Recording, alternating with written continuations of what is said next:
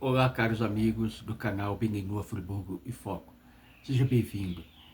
É um prazer ter vocês conosco. Espero que todos estejam bem. Gente, nós sempre fazemos aqui uma série de gravações com relação a Paraxá da semana. Meu nome é Carlos César dos Santos, emissário do Movimento Negro no Brasil. Trabalho com o apoio do Ravi Yaakov Janeskari, nosso supervisor geral, também do Morelcano Márcio Braga, da Academia de Noé. Então, gente, aqui vamos falar da Paraxá Hukat, um ponto muito importante sobre a morte de Miriam, sobre a falta de água, o que aconteceu com Moshe, acerca da hora que Hashem deu falar a rocha e ele bater. Dentro dos ensinamentos dos sábios do povo judeu, estamos aqui, gente, com o Rumash Gabait, elucidados na obra do Rebbe de Lubavitch, os comentários que interpolaram. Então, gente, para nós captar, e tem mais algumas coisas que temos que falar dentro do Mignash, dentro de um livro de Gemátrias, como as coisas se encaixam dentro do povo judeu e qual o aprendizado que fica para nós. Vem comigo. Aqui, na Paraxá Hukat, eu vou ler agora a leitura dela, tá, gente? Ela começa no capítulo, em números, começa Bamidba, 20. Então, vamos começar aqui no capítulo 7. Aqui é a terceira leitura, tá, gente? A terceira liá. Então, vamos lá, gente. Como falei, o Rumash Gabait, os cigarros, com comentários do Rashi, os cigarros no obra do Rebbe de Lubavitch. Todo o começo aqui, quase todo o começo, vem dessa forma aqui. Né? Vai agaber Hashem, a Moshe. Memória. Então vamos lá. Deus falou a Moshe dizendo: toma a vara de Arão diante da arca e reúne a congregação, tu e teu irmão Arão, e falarei em sua presença a rocha que vos forneceu água até agora, de modo que ela dará sua água, por mérito teu. Assim tirarás para eles águas da rocha e darás de beber à congregação e seus animais.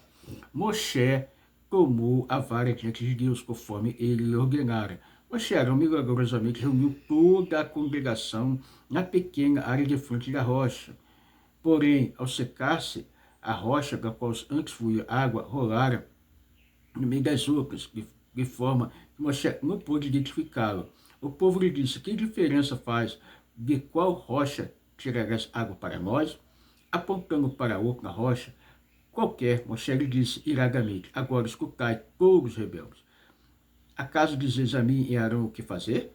Pensais que podemos tirar água para vós desta rocha ou de qualquer outra sem que Deus nos tenha dado instruções para isso? Continuando, então Moshe e Arão procuraram a rocha original, confundindo outra rocha com ela. Falaram-lhe e obviamente nada aconteceu. Eles disseram: talvez precisamos golpeá-la, como nos foi ordenado, que a golpeássemos para que ela desse água pela primeira vez. Então Moshe levantou sua mão e, por providência divina, golpeou a rocha seca com sua vara. Golpeou 2 vezes, porque, como Deus lhe ordenara que falasse a rocha, não que a golpeasse, a rocha não estava preparada para esse tipo de abordagem. Só se clicou algumas gotas da primeira vez. Moshe golpeou pela segunda vez, e então jorrou água em abundância, e a congregação e seus animais beberam. Assim o poço foi restituído ao povo e continuou a fornecer-lhe a água até a morte de Moshe. Eu disse a Moshe e a Arão: se tivesses tentado falar as rochas, confiantes em que eu vos guiaria a cerca, eu vos teria levado a ela. Então a rocha daria água, o povo aprenderia a reverenciar-me, pensando se esta rocha muda, surda, é o suficiente obedecesse à vontade de Deus. Então nós, com muitos mais motivos, devemos cumpri-la, pois somos capazes de discernir, porque isso é necessário, dependemos de sua ajuda. Isso os impedirá de se rebelarem novamente. Contudo, visto que não tivesse fé suficiente em mim para sacrificar-me aos olhos dos israelitas, tenho de ensiná-los a reverenciar-me, vos castigando por não seguires minhas instruções. Assim eles aprenderão que rebelar-se contra mim tem consequências. Portanto, eu juro que não levareis esta assembleia à terra que lhes dei. É verdade que eu disse que há muito tempo Moshe que não entrarias com o povo na terra, mas podias ter modificado meu decreto por meio da oração. Agora, isso não é mais possível assim. Se não fosse por esse pecado, Moshe e Arão provavelmente teriam o privilégio de conduzir o povo na terra de Israel.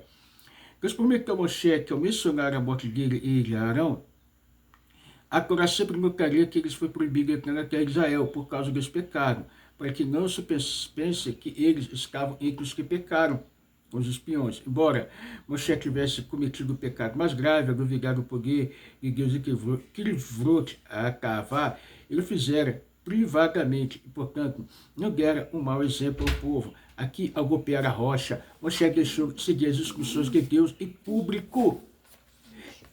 Essa água que levou à morte de Moshe no deserto é água que os astrólogos de Faraó viram quando vaticinaram que o redentor dos israelitas morreria pela água, como conhecida como a água da contenda, Merivá, porque foi tirada da rocha, pois os israelitas contenderam com Deus, e ele foi santificado por meio dessa água, punindo Moshe e Arão por desobedecerem às suas instruções, referentes a como fazer sair água da rocha. Por sua vez, Refidim, onde os judeus anteriormente se haviam queixado da falta de água, foi denominada como Massá e Merivá, que contendo.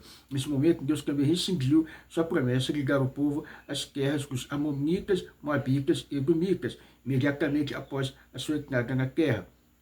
Não tendo o seu plano original de adiar a conquista desses territórios até o futuro messiânico.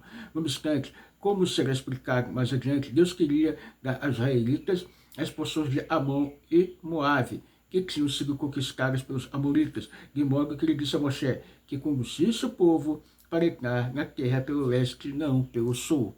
Então minha gente, nós estamos vendo aqui, dentro desta paraxá, né, após a morte de Miriam, após o passamento de Miriam, né, Miriam morreu, mas ela foi morta não como todos os seres humanos mortais morrem, né, mas ela foi pelo beijo de Hashem, de uma forma muito especial, pelo beijo de Deus. Né.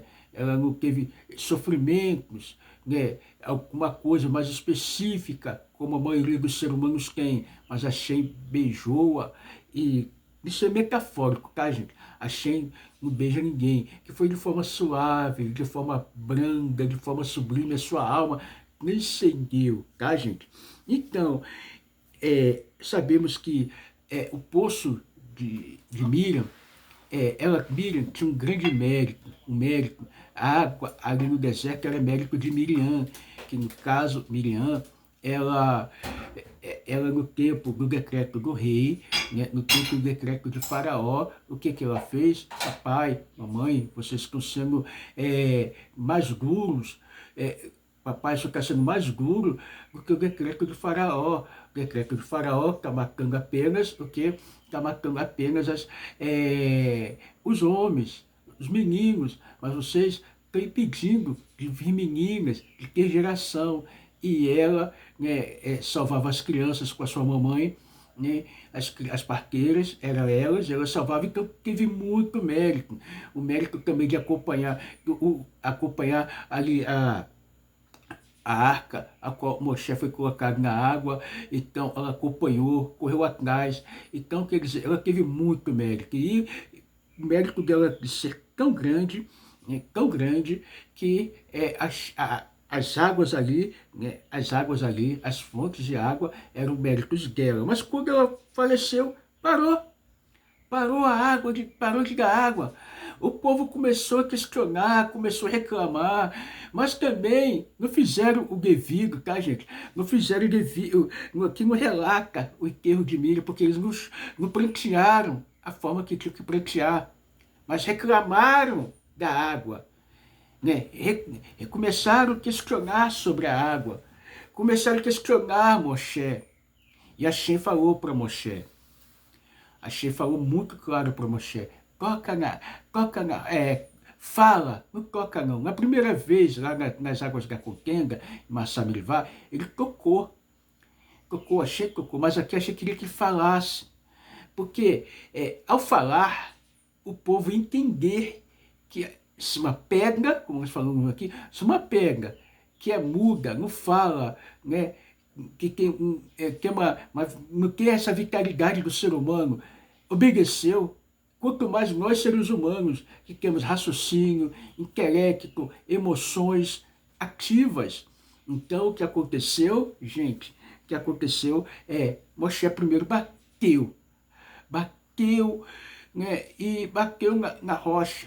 Ele olhou, bateu na rocha, a rocha saiu o quê? Pouquinha água, porque não era aquilo que a gente queria, não era aquela maneira que a gente queria.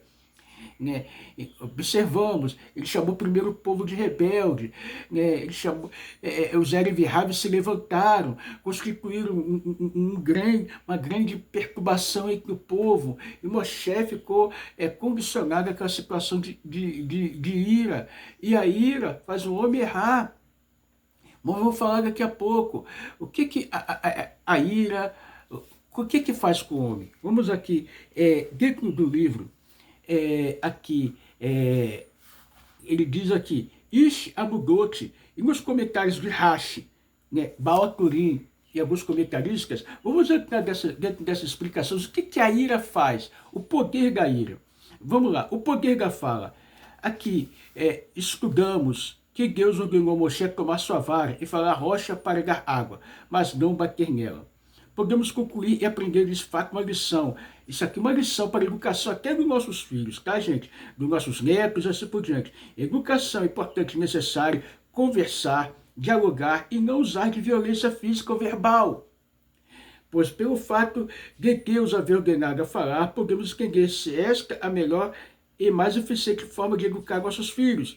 É fundamental encontrar o melhor momento para uma conversa franca, sincera e tranquila, visando explicar assuntos essenciais à relação pais e filhos e transmitir valores construtivos. O objeto deve ser primeiramente o diálogo sempre que possível e não pensar absolutamente em bater ou castigar. Através da fala, porque a fala ela tem muito poder, tá, gente? Vamos lá? Através da fala podemos dialogar, ensinar, a obedecer, explicar, entusiasmar, elogiar, parabenizar, influenciar, advertir construtivamente, transmitir amor e valores, respeitar, se desculpar, agradecer, dar o exemplo e a devida atenção, estudar, rezar, abençoar, acolher, apaziguar, construir e etc. Gente, tudo isso vem através do poder da fala. Através do poder da fala. E a gente tem muitos assuntos aqui que podemos tratar acerca da fala. Né? Como está escrito aqui em Mishlei. Vamos lá, gente. Vamos viajar aqui nessa paraxá. Está ficando bom, gente. Porque através da fala podemos construir boas coisas. Mas através da fala, da maneira que nós expressarmos, irado ou chateado, nós podemos criar uma situação catastrófica, uma situação difícil. E difícil até de reverter. Porque, como está escrito, é mais fácil conquistar uma cidade murada do que um coração magoado. Está escrito em Mishlei. Então nós temos que ter noção do que a gente fala. Temos que ter noção do que está em nós. No momento da raiva, da ira, somos seres humanos. Nós vimos que a Torá, ela não oculta nem o próprio Moshe Rabbeinu, que é considerada a Torá de Moshe Rabbeinu, não oculta, né, a pequena falha. O que é isso, gente? Não foi uma falha, mas por ser um homem tão kadosh, tão santo, achei cobrar logo. Ele cobrou logo de Moshe. Então, gente, a Torá não oculta isso daí. A Torá não oculta o erro dos seus filhos, não oculta o erro do maior homem que existiu na face da terra, que subiu no Shammai, que trouxe a Torá para a terra, que unificou os céus e a terra através da Torá. Não, de forma alguma. A Torá, ela mostra aqui. Então, vamos ver aqui o que a gente pode fazer, gente. Em Bamidbar, 20:10, Moshe diz ao povo, tão nervoso, que ele é rebelde, perguntando se seria possível tirar água da rocha. E sobre isso, a seguinte reflexão. Olha só, olha bem, gente. Uma cobra entrou numa carpintaria. Enquanto rasquejava para o seu canto, passou por cima de um serrote e feriu-se um pouco. Imediatamente, ela se virou e mordeu o serrote. E ao fazer isso, feriu-se gravemente na boca. Então, sem compreender o que estava acontecendo e pensando ser o serrote o inimigo que atacava, ela decidiu enrolar-se à volta do serrote para sufocá-lo com todo o seu corpo, apertando-se com todas as suas forças. E foi assim que a cobra acabou sendo morta pelo próprio serrote. Nós vemos, gente, a cobra ela tem reações. Ela tem reações rápidas. Muitas vezes quer resolver da sua maneira. Gente, muitas vezes a nossa maneira não dá. Tem que ser da maneira de Hashem. Tem que ser da forma de Hashem. Temos que pensar, temos que acordar. Sabemos que a cobra, ela não olha para cima. Ela não olha para Hashem. Ela não pensa, não medita no que fazer. Ela rasteja. A comida dela é abundante, que é o pó. Por isso, ela não olha, ela não pensa, ela não medita. Você é um ser humano. Pense, medite antes de falar. Então vemos aqui, às vezes reagimos em momentos de raiva, tentando magoar aqueles que nos fizeram mal, mas estamos ferindo a nós mesmos. Na vida, às vezes é melhor ignorar situações, pessoas e ofensas, porque as consequências podem ser irreversíveis e catastróficas. Uma resposta delicada acalma a ira, mas a palavra grosseira atiça. Mishli 15:1. Mishli, gente, é provérbios, tá, gente? Então aqui estudamos sobre a retirada da água. Aqui vamos falar aqui mais um pouquinho dessa retirada de água. Em Bamídia 20:10 e 11, estudamos sobre a retirada da água da rocha. Podemos ter esse assunto uma lição referente à educação de nossos filhos, mais uma vez. E Moshe disse ao povo, Shimu na Amorim. Ouvi, rogo, rebeldes. A palavra amorim, rebeldes, pode ser entendida e traduzida também no sentido de os professores. Vamos lá, gente? Daí aprendemos uma lição. Quando o professor observa que seu aluno é fraco e possui muitas dificuldades, que tem uma cabeça dura como a rocha, pode facilitar a desistir dele.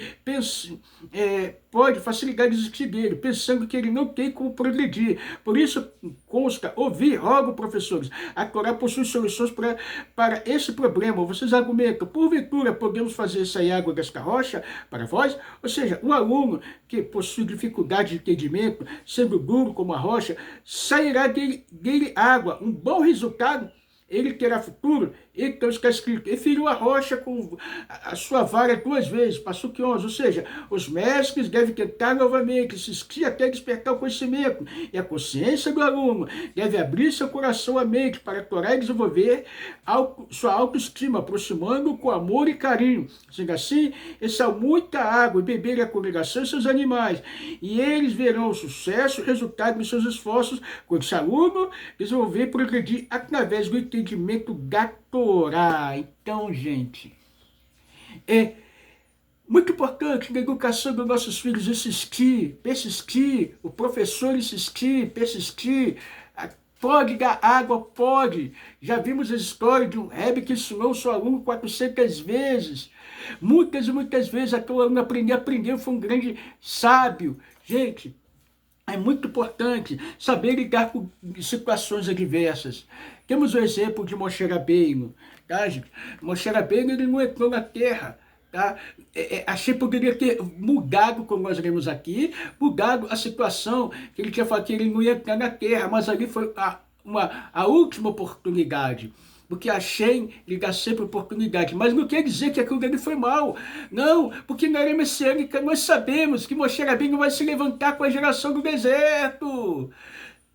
Tem pessoas que não entendem. Esse mundo aqui será o lar de Hashem, preparado para nós servir a Kadosh Baruch Hu. E a água aqui é a Torá. Continua assistindo. Se você não está entendendo a Torá, não está compreendendo as 7 leis dos filhos de Noé, continua lutando, continua compreendendo para você entender. Porque é dessa rocha chamada Torá sai água para toda a humanidade que precisar, toda a humanidade que querer. Toda a humanidade que desejar e querer dessa água, tem água, gente. Então vamos continuar aqui com esse estudo da Torá. E vamos falar aqui, gente. Vamos falar aqui dentro dessa Torá. A última palavra, baseado no Será do Rebbe de Lubavitch, tá, gente? Volume 28. Será para Sharukat. Vamos lá. Na presença dos filhos de Israel, a primeira vez que bater na pedra, em vez de falar com ela, parece ter sido um erro inocente. Primeiro, Moshe errou ao falar com a pedra errada. E como nenhuma água jorrou, ele presumiu que deveria bater na pedra, como ele fizera no passado. Isso, comentário de Rashi, tá, gente? Sobre o versículo 11. Afinal, por que Deus queria dir para ele para pegar o bastão? Se era esperar apenas que Moshe falasse com a pedra e não batesse nela, assim nós precisamos entender que o pecado de bater na pedra foi tão grave, tendo sido a única razão pela qual Moshe foi impedido de entrar na terra. Rashi explica que os atos de Moshe tiveram repercussões mais sérias nesse caso, porque ele falhou em sacrificar o nome de Deus, porque as outras falhas não foram em público, foram entre ele e Hashem. Então, falhas que entre nós e Hashem nós podemos resolver, mas em público. Hashem queria um kiddush, gente, kiddush Hashem não...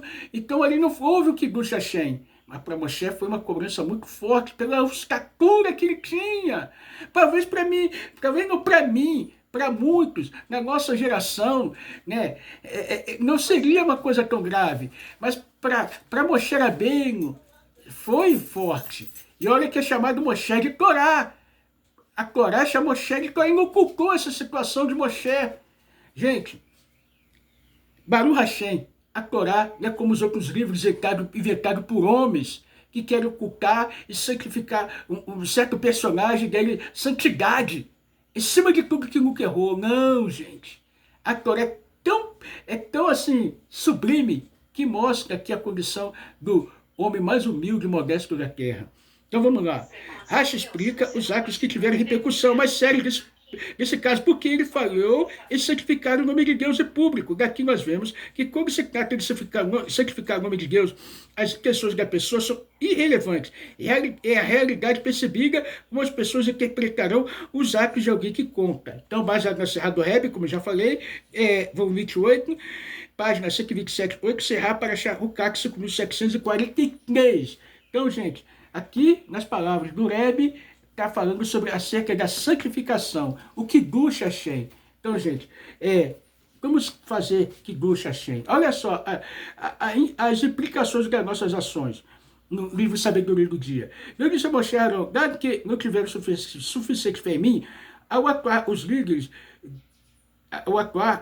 judeus devem basear sua conduta em como suas ações irão inspirar o público e ter maior devoção a Torá e seus caminhos, por mais que tenham várias outras racionalizações que justifiquem a sua conduta de maneira análoga. Quando interagimos com os demais, sempre devemos considerar o potencial impacto que nossas palavras ou ações possam ter no tocante à atitude deles, em relação ao povo judeu em geral, em relação à mensagem da Torá, e em particular, baseado na Serra do Rebbe, no livro Sabedoria do Dia. Então, gente, aqui nós temos já uma leitura desta paraxá, tá, gente? A dinâmica dela, Rucat, nos estatutos. Então, gente, Hashem queria mostrar para o povo que se até uma pedra obedece, né, o povo judeu tinha que obedecer também, de forma simples e sem alarde, sem força. A gente queria a obediência na parte da humildade e não com açoite. Como nós falamos, muitas vezes a vara, o açoite pode prejudicar. Estamos em tempos difíceis. A fala educada, a fala com amor, ela constrói muito mais e traz muito mais eficácia. Então, guardamos essa paraxá, foi um prazer estar com vocês. Compartilhe, dê o seu like e vamos fazer com que esse mundo seja um mundo melhor. Tudo de bom para vocês, gente. Venha estudar conosco, estar conosco na plataforma Bem no Brasil com Rav Yaakov, Academia de Noé, né, com o nosso Moré, Octano Márcio Braga, e também estar conosco na nossa Beit no Friburgo, aqui, um espaço para você congregar, estar conosco, seus filhos, sua família, aprender a orar, praticar. Você que é simpatizante do judaísmo, simpatiza com o povo judeu, vem ficar conosco e servir a Hashem de uma forma apropriada, organizada, né, com o rabino ortodoxo, com fundamento judaico, sim, mas orientado por um rabino ortodoxo original, aprovado por Israel. É isso que você quer, você precisa, nós precisamos de ter um mundo melhor. Tem lá no Rio de Janeiro, com o nosso, na Pavuna, com o nosso amigo emissário Gênesis, sua família, e grupos de estudo com o Fábio Machado em Niterói, Volta Redonda, e por todo o Brasil, tá bom, gente? Lá paga por todo o Brasil. Que a Hashem vos abençoe, dê muita luz, sabedoria, e compartilhe. tá? E ajude nosso canal a crescer e nós fazer esse mundo um mundo melhor com a presença divina. Machia já! E aí, Doninho! Tchau, tchau, gente! Até a próxima!